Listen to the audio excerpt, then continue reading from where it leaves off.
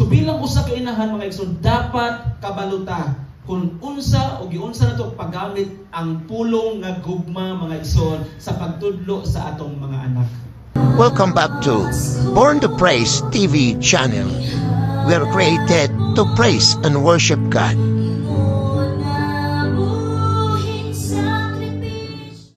Another one, sa Proverbs chapter 6 verse 22, unsa gisulti? Mugiya kini, kung kitudloan nato, nagpangga ta nga nagtudlo ta nga dunay gugma, nagtudlo ta nga uban ang kaalam sa Dios. Kining atong pagtudlo, mga ginikanan, pagtudlo, mga inahan, mugiya kini, tulo ka butang na mga igsoon, ang magtipig silang kasing-kasing, nga once gibuhat na to, uban ang kaalam, o ang pagpangga, pagmahal, sa pagtudlo, epekto. Musa epekto, una, mugiya, mugay nila, giyahan imong mga bata, na sa ilang pagtubo mga igsoon, nindot, o hapsay ilang pagtubo. Sama sa usa ka tanong. Nga pagtanong nimo dito mga igsoon, wala nimo gibiyaan, gawas nimo gibubuan, gibutangan nimo trigger, gigwardyahan nimo palibot, kibulahan og hanginon mga igsoon, naa sila kasandayan. Kinsa man ang kasandayan nila? Ikaw. Mga ginikanan kasandayan.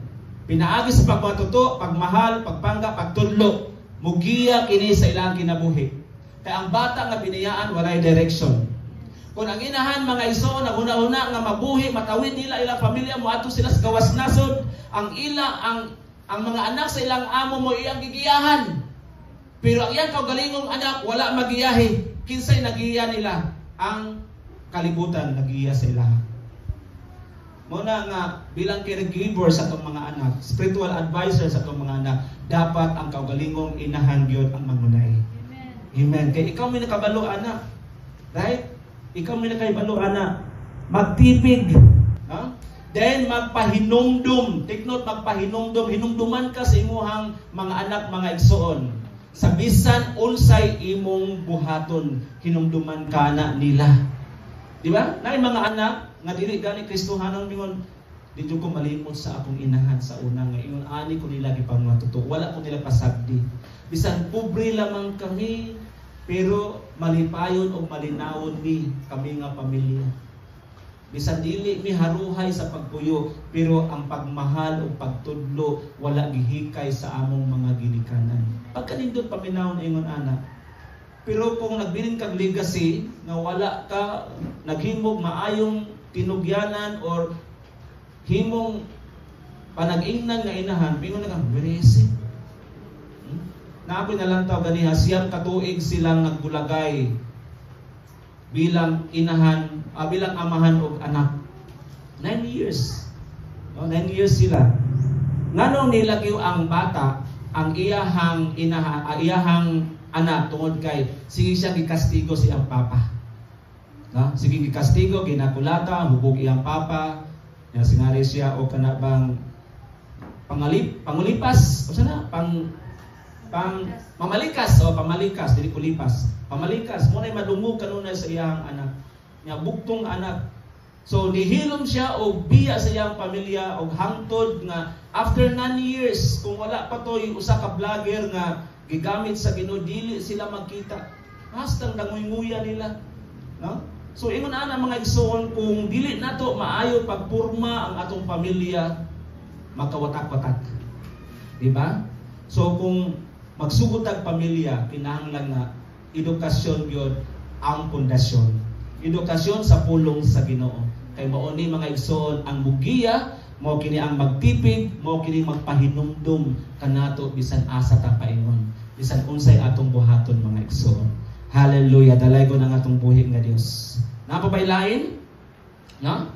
So atong i-summarize mga igsoon sa dili pa ta maadto sa atong conclusion. Unahon nato bilang hanig sa atong pagtudlo bilang usa ka inahan, dili lang naglimite sa usa ka inahan, kundi dili natong tanan amahan ug amahan. Ang atong role mga igsoon sa ato ang pagtudlo sa atong mga bata mga igsoon, remember ang usa ka inahan mo siya noble task, responsibilidad. Balaan kini tungod kay naa sa Biblia. Gipakita sa Dios kung giunsa pag-amuma sa Dios bilang usa ka inahan, ang Dios mo'y matinud-anon nga inahan sa atoa. Nagpakainahan siya bilang Diyos siya, sa atong kinabuhi tungod kay dili niya ganahan nga ang iyang mga anak magkatibulaag. Munay una nga naas kasing-kasing o unahuna sa Dios. Munang iyang gipakanao kining layi. Iyang gipakanao kining mga pagtudlo, mga igsoon aron nga moy atong hatagan og pundasyon sa atong mga kinabuhi. Kay dili basta-basta nga mahimong inahan or amahan. Kinahanglan ta mga igsoon, kini gitawag nato educators. Educators ta sa atong mga anak. Instructors ta sa itong mga anak. Kabalutag kung saan na to sila pagtudlo. Kabalutag kung saan ang ilang buhaton mga igsoon. Then mo follow na sila tungod sa kahadlok sa Ginoo. Ikaduha mga igsoon, atong hinumduman, na dili lang taman ta sa pag-edukar sa itong mga anak. Inurture pag yun nato kay ato na silang mga anak. Ha? Dili walay anak mga igsoon nga muribilde kung giayo nato pagtudlo ang atong mga anak. Diha sa pulong sa Ginoo. We are instructors, we are nurturers, and caregivers sa ato ang mga anak, mga igsoon. Hallelujah. Kung ang Dios mga igsoon, dili malimot mga igsoon, kung doon ay mga panahon nga malimot kita, apan ang Dios nagpa-remind. Nag-remind sa ato, aron nga, di man ta perfecto, amen? Wala ki perfecto na to. Pero mahimot ang perfecto, uban ang tabang sa Ginoo. Hallelujah. Muna ato ang hinumduman. Then, kita usap mga igsoon, spiritual advisor ta. Bilang usa ka spiritual advisor, magpabilin sa tong kinabuhi. Na kita kanunay pailalom sa kabuton sa Ginoo. Pailalom sa gahom sa Dios. Hallelujah.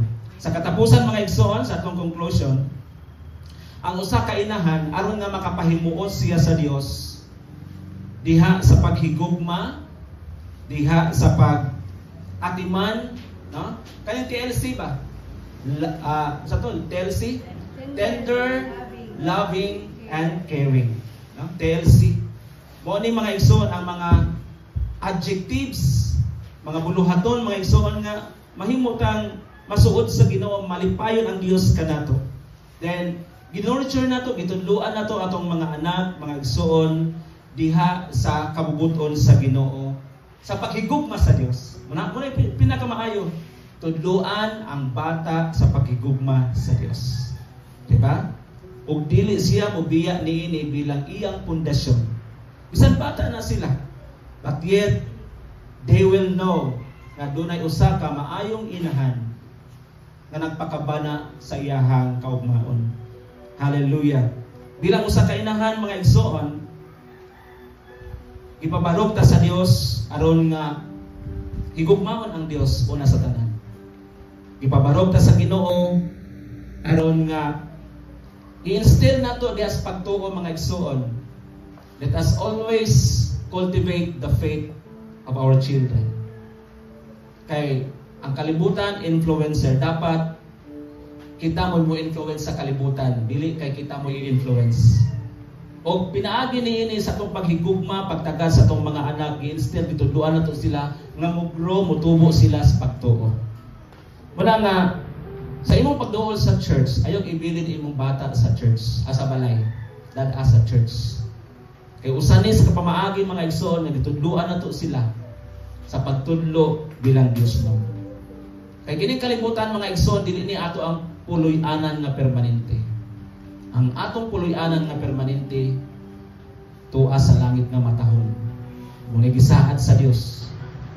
Og tudluan nato sila sa dautan. Sa tudluan nato sila sa maayo o dili maayo. Tudluan nato sila unsay maayo o unsay dili. Para nga ma-aware sila. Kaya ang mga kabataan karon mga igsoon naghuna sila nga insakto na sila. Pero sa biblical perspective, prinsipyo sa Biblia dili na mao. Di pwedeng i-compromise mga igsoon. Gawas pa ni ana bilang usa ka inahan. Example ta. Example ta sa tong mga anak. Labaw sa tanan mga igsoon, atong isik ang guidance ni Lord. Pangitaon nato ang giya sa Balang Espiritu na pwede po nato itudlo sa itong mga anak mga igsoon. Labaw sa tanan, saad, salig sa saad sa Ginoo.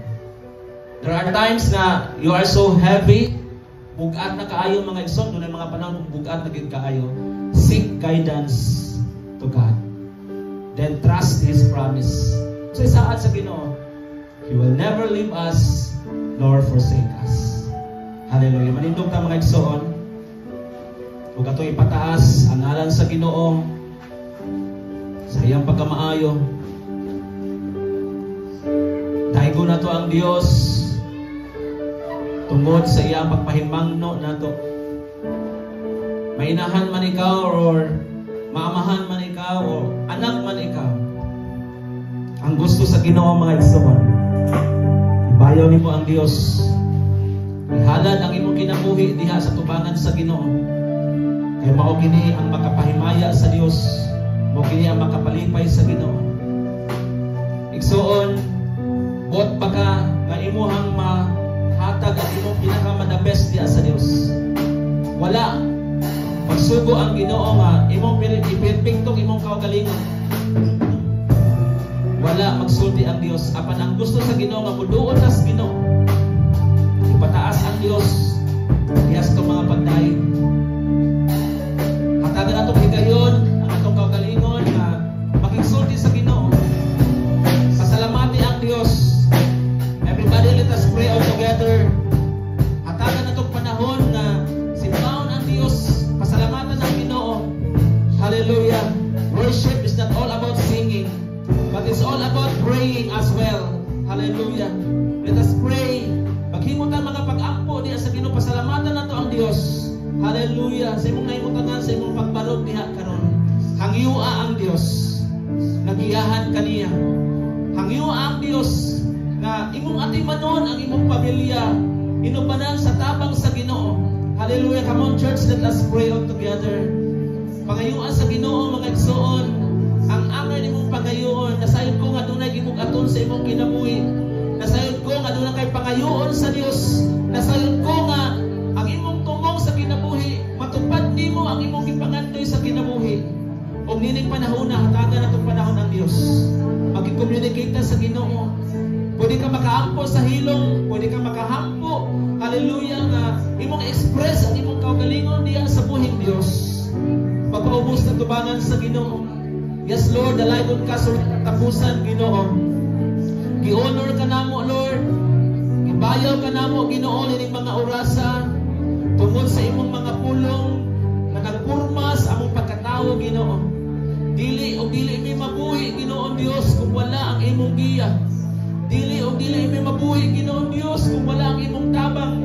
Dili mapurma Ginoo ang among pagkatawo Ginoo Dios kung kini nagkulang diha kanimo. Lord God, akong gihangyo Ginoo Dios dining adlaw mura sa mga pagdaig pagsimba. Kining imong mga anak, kining imong mga inahan Ginoo Dios. Hallelujah, tagay sila kusog, tagay sila kaalam na langit nun. Influensya sila Ginoo Dios, Lord God. Hallelujah, diha kanimo. Aron mudan na sila Ginoo Dios sa dapit din ana ang imong presensya. Ana ang imong gahom Ginoo. Dawata o Diyos ang ilang mga pag-ampo. Dongka ang ilang mga pagpagalipo diha kanimo. Thanks for watching. Please like, comment, and subscribe.